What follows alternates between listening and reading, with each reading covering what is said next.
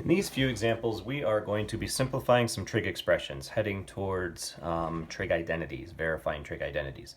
So we're going to do 5 total of these, the first 3 in this first part, and then the second part will have a little bit more challenging ones. So the idea of this is right now to try to simplify it all down to just a value. That's pretty common when you're just trying to simplify. When you're verifying, it's a little bit different because it kind of tells you where you're beginning and where you're ending. Where this, we don't know where we're going to end, so kind of rule of thumb is it should simplify down to just a value. So here's what we got.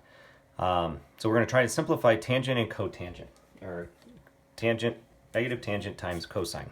So we're going to use these to kind of help our cause here a little bit. So we have all these different trig identities and some substitutions and things that we're going to do. So the fact that tangent could be rewritten a couple different ways. 1 over cotangent or sine over cosine. And you'll start to get a feel for when is this a good route or when is this a good route. Typically, if you don't know where to go, I would say just turn everything into sines and cosines and just kind of see what you can simplify or cancel out. So tangent can be rewritten as, we'll keep the negative here, sine of theta over cosine of theta.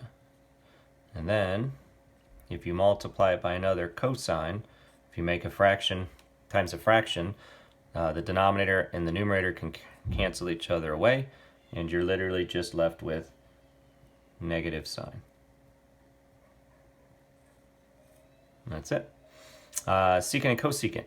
Typically, again, turning things into sines and cosines, at least on this one, it's not always the case, but basically you can take secant and bring it down. You can take cosecant and bring it up.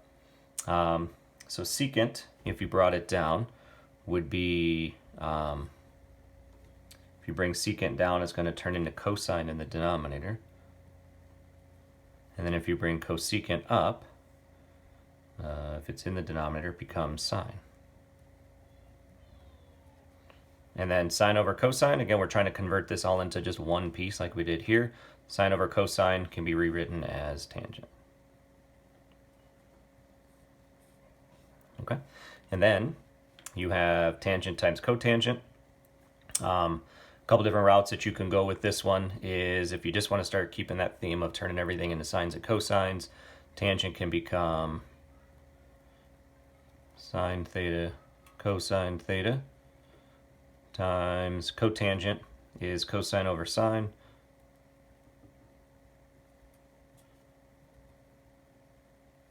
And literally everything cancels. Now when they cancel, they all become 1s. So the whole thing just simplifies to 1. Now that's not the only way to do this, because tangent of theta and cotangent of theta, you could have taken this cotangent of theta and rewritten it as 1 over tangent. So, and you'll see that there's almost always multiple ways to do these things. So there's not necessarily one right path. There's just multiple paths, and you got to figure out what works best for you. So if you write cotangent as 1 over tangent, tangents will go away. It's still going to get you a 1. The shortest thing is a recognition. The fact that you have something times its reciprocal. So if you do just a basic version of that, if you take 2/3 times its reciprocal, doesn't matter if they're trig functions or numbers or anything. Anything times its reciprocal is always going to cancel all out and just get you a 1. So if you recognize that you have tangent times cotangent, they're both reciprocals, they're always just going to make 1. And you can do it the long way, but you can also recognize like, reciprocal, that's just going to cancel each other away and make 1. All right, so that was part 1. We'll do 2 more in the next one to make them a little bit more challenging.